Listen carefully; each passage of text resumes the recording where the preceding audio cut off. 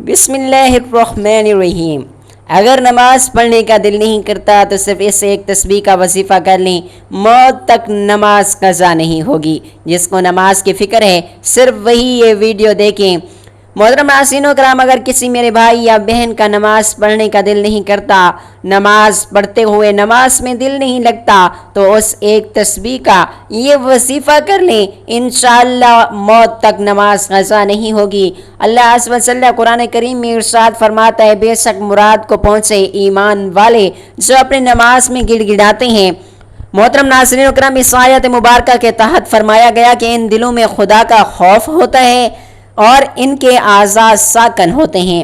اگر کبھی ایسا ہوا کہ آپ آذان کی آواز سنیں، دل میں ایک لمحے کو خیال آئے کہ نماز پڑھ لوں، مگر اگلے ہی لمحے دل ٹوٹ کر بیٹھ جائے، جسم ہلنے کو تیار نہ ہو، عبادت کی طرف رغبت نہ ہو، سستی، غفلت یا اندر کی کوئی کمزوری انسان کے قدم کو روک لے، تو جان لیں آپ اکیلے نہیں ہیں۔ یہ آزمائش بہت سے مسلمانوں پر آتی ہے، مگر اصل بات یہ ہے کہ جسے نماز کی فکر ہو، جس کے دل میں درد ہو، جسے یہ احساس ہو کہ میں رب تعالیٰ کے حضور حاضر نہیں ہو پا رہا، بس وہی سعادت والا ہے، کیونکہ جسے فکر ہوتی ہے اس کے لیے اللہ تعالیٰ خود راستہ کھول دیتے ہیں۔ آج کی اس معلوماتی ویڈیو میں ہم آپ کو ایک ایسا مختصر سا وظیفہ بتا رہے ہیں، ایک ایسی تسبیح جو دل کو نماز کی طرف کھینچ لاتی ہے، جو انسان کے اندر ایسا نور پیدا کرتی ہے کہ پھر وہ نماز چھوڑنے کا سوچ بھی نہیں سکتا۔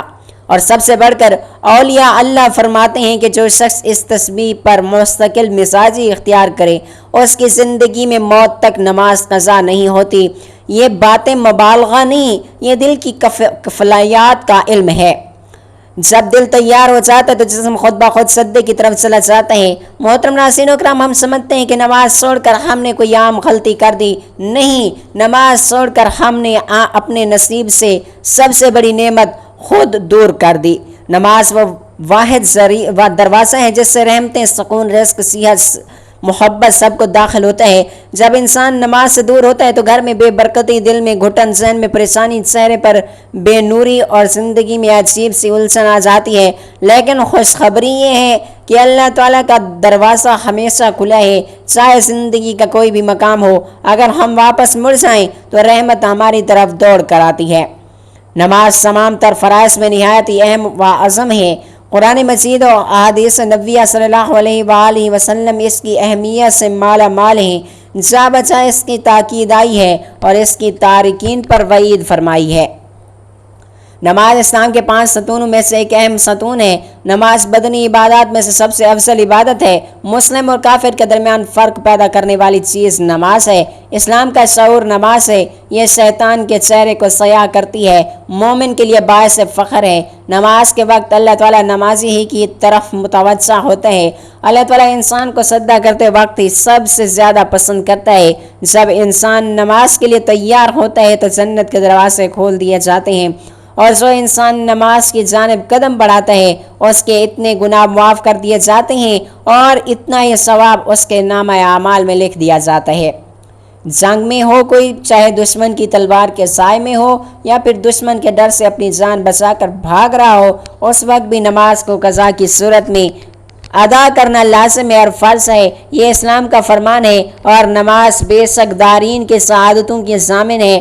اللہ عز و جل قرآن کریم میں ارشاد فرماتا ہے، ہدایت ہے پرہیزگاروں کے لیے جو غیب پر ایمان لاتے ہیں، نماز قائم کرتے ہیں اور جو کچھ ہم نے انہیں دیا ہے اس میں سے خرچ کرتے ہیں۔ سورۃ البقرہ آیت نمبر 2 سے 3۔ اور اللہ پاک ارشاد فرماتا ہے، نماز قائم کرو، زکوٰۃ ادا کرو، رکوع کرنے والوں کے ساتھ رکوع کرو۔ سورۃ البقرہ آیت نمبر 43، یعنی مسلمانوں کے ساتھ کہ رکوع ہماری شریعت میں ہے، یا تو پھر باجماعت نماز ادا کرو۔ اور اللہ پاک فرماتا ہے، تمام نمازوں خصوصاً بیچ والی نماز عصر کی محافظت رکھو اور اللہ پاک کے حضور ادب سے کھڑے رہو۔ سورۃ البقرہ آیت نمبر 238۔ اور اللہ کریم فرماتا ہے، اور یقیناً یہ نماز بہت بھاری ہے مگر فرما بردار پر نہیں۔ سورۃ البقرہ آیت نمبر 45۔ نماز کے متعلق ترک تو سخت ہولناک چیز ہے، اسے قضا کر کے پڑھنے والوں کے لیے فرماتا ہے بس ہلاکت ہے ان نمازیوں کے لیے جو اپنی نماز سے غافل ہوتے ہیں۔ سورۃ الماعون آیت نمبر 4 سے 5۔ نماز کی اہمیت کا اس سے بھی پتہ چلتا ہے کہ اللہ رب العزت نے سب احکام اپنے حبیب صلی اللہ علیہ وآلہ وسلم کو زمین پر بھیجے۔ جب نماز فرض کرنی منظور ہوئی تو حضور پاک صلی اللہ علیہ وآلہ وسلم کو اپنے عرش عظیم پر بلا کر اسے فرض کیا، اور شب عصر یعنی معراج کی رات میں یہ تحفہ دیا، اور اسی طرح اور فرماتا ہے بے شک نماز ایمان والوں پر وقت مقرر کے ساتھ فرض کی گئی ہے۔ سورۃ النساء آیت نمبر 103، اور فرماتا ہے اور نماز قائم کرو، زکوٰۃ ادا کرو۔ سورۃ البقرہ آیت نمبر 43۔ اللہ پاک قرآن کریم میں فرماتا ہے اپنے رب کی اس وقت تک عبادت کرو جب تک کہ تیری موت نہ آ جائے۔ سورۃ الحجر آیت نمبر 92۔ اس طریقے سے اللہ تبارک و تعالیٰ نے پورے قرآن پاک میں مختلف مقامات پر مختلف طریقوں سے 186 مرتبہ اپنے بندوں کو نماز قائم کرنے کا حکم دیا، کیونکہ نماز قائم تمام برائیوں سے روکتی ہے کہ قرآن کریم میں ذکر ہے کہ بے شک نماز تمام برائیوں اور برے کاموں سے روکتی ہے۔ سورۃ العنکبوت آیت نمبر 45۔ اللہ تعالیٰ اپنے بندوں کو نماز پر پابندی کرنے کی تلقین اس لیے کر رہا ہے تاکہ اس کے بندے ضلالت و گمراہی کی دلدل میں نہ پھنسیں اور حق کی راہ میں گامزن رہیں، تمام تر اختلافات اور مصیبتوں سے بچے رہیں۔ اگر آپ قرآن کریم کی تلاوت کریں گے تو بے شمار آیات آپ کو ایسی ملیں گی جو نماز کی فرضیت پر دلالت کرتی ہیں، اور آپ جان لو گے کہ بے شک نماز ہر حال میں فرض ہے اور اس سے بچنے کا کوئی اور چارہ کار نہیں۔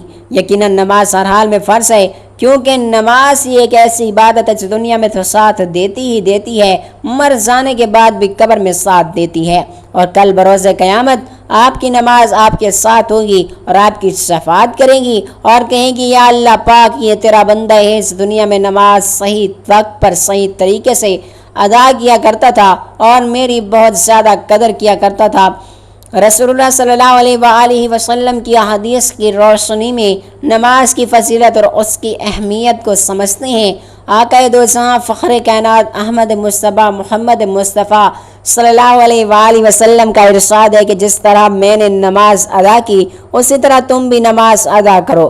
دوسری جگہ ارشاد فرماتے ہیں جس نے نماز ادا کی اس نے دین کو قائم کیا، اور جس نے نماز کو چھوڑا اس نے دین کو چھوڑا۔ بلا شبہ نماز مسلمانوں کی ذمہ داری ہونے کے ساتھ ساتھ عام طور پر اسلام کی سب سے بڑی اہم عبادت بھی ہے، مگر نئی نسل نماز کے معاملے میں بہت ہی کوتاہی اور غفلت برت رہی ہے، نماز سے کوسوں دور نظر آ رہی ہے۔ تیسری جگہ حضرت پاک صلی اللہ علیہ وآلہ وسلم ارشاد فرماتے ہیں کہ ہمارے اور ان کے درمیان کا فرق نماز ہے، جس نے اس کو چھوڑا وہ کافر ہو گیا۔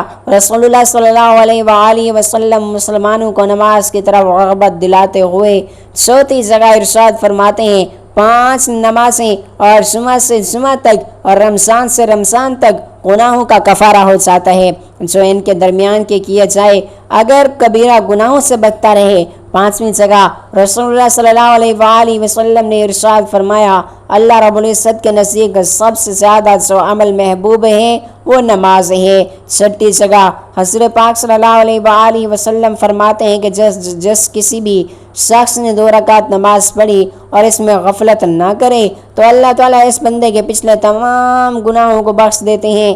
سنن ابی داؤد کتاب الموضوع حدیث نمبر 569۔ 7ویں جگہ رسول اللہ صلی اللہ علیہ وآلہ وسلم سے دریافت کیا گیا کہ اللہ پاک کے نزدیک سب سے زیادہ کون سا عمل پسندیدہ ہے؟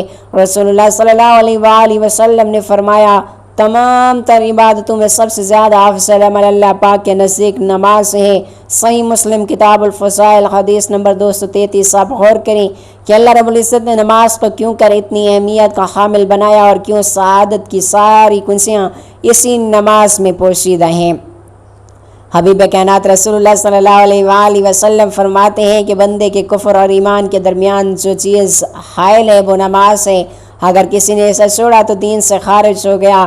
حضرت عبداللہ بن عمر رضی اللہ تعالیٰ عنہ سے روایت ہے کہ رسول اکرم صلی اللہ علیہ وآلہ وسلم نے فرمایا جو شخص نماز کی محافظت کرے گا قیامت کے دن اس کے لیے نور دلیل اور نجات ہوگی، اور جو شخص نماز کو ترک کرے گا نہ اس کے لیے نور ہوگا نہ اس کے لیے دلیل ہوگی نہ نجات ہوگی، اور وہ قیامت کے دن قارون فارون حامان اور ابی بن خلف کے ساتھ ہوگا۔ صحیح ابن حبان حدیث نمبر 1467۔ مسند احمد رسول اللہ صلی اللہ علیہ وآلہ وسلم نے فرمایا کہ جو ہماری طرح نماز پڑھے، ہمارے قبیلے کو مانے اور ہمارے ذبح کو کھائے، وہ ہماری ہی طرح ہے اور ہمارے حقوق اس کے لیے بھی ہیں۔ اور معاذ بن جبل رضی اللہ تعالیٰ عنہ سے روایت ہے کہ حضور پاک صلی اللہ علیہ وآلہ وسلم ارشاد فرماتے ہیں کہ ہر چیز کی بنیاد اسلام ہے، اسلام کی بنیاد نماز ہے۔ محسن بن ادری علیہ السلام رضی اللہ تعالیٰ عنہ سے روایت ہے کہ حضور پاک صلی اللہ علیہ وآلہ وسلم کی مجلس میں بیٹھے ہوئے تھے کہ نماز کا وقت ہو گیا۔ حضور پاک صلی اللہ علیہ وآلہ وسلم نماز پڑھنے کے لیے چلے گئے اور واپس آئے تو محسن کو ادھر ہی بیٹھا پایا۔ یہ دیکھ کر آپ صلی اللہ علیہ وآلہ وسلم نے پوچھا، اچھا تو نے نماز کیوں نہیں پڑھی؟ یا تو مسلمان نہیں ہو؟ یہ سن کر محسن نے کہا، جی ہاں یا رسول اللہ صلی اللہ علیہ وآلہ وسلم، میں نے گھر ہی سے اس کو پڑھ لیا ہے۔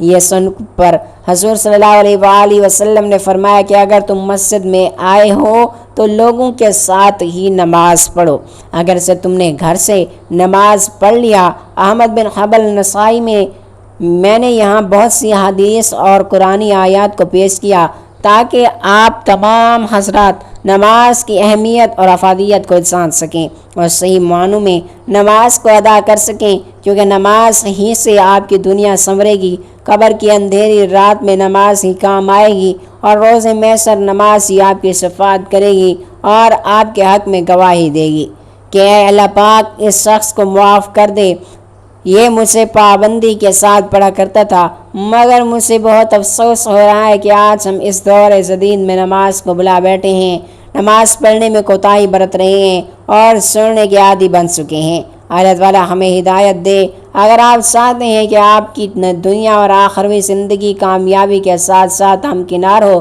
اور آپ یہاں بھی سعادت مندوں کی فہرست میں شمار ہوں اور وہاں بھی سعادت مندوں کی فہرست میں آپ کا شمار ہو، تو آپ نماز کو اپنی زندگی کا جزو بنا لیں۔ یقیناً نماز ہر مشکل حالات میں آپ کے ساتھ کھڑی رہے گی اور کامیابی قدموں کے نیچے ہوگی۔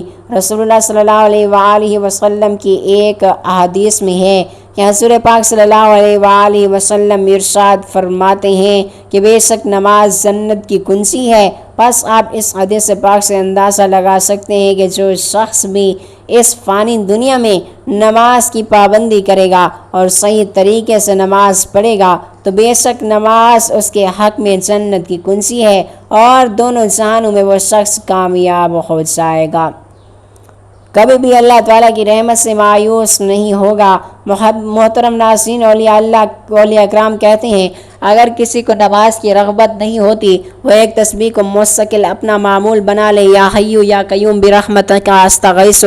اس کا معنی ہے اے زندہ اے قائم و دائم، میں تیری رحمت کے سہارے مدد کی طلب کرتا ہوں، اور یہ الفاظ کائنات بھر کی رحمتوں کا دروازہ کھول دیتے ہیں۔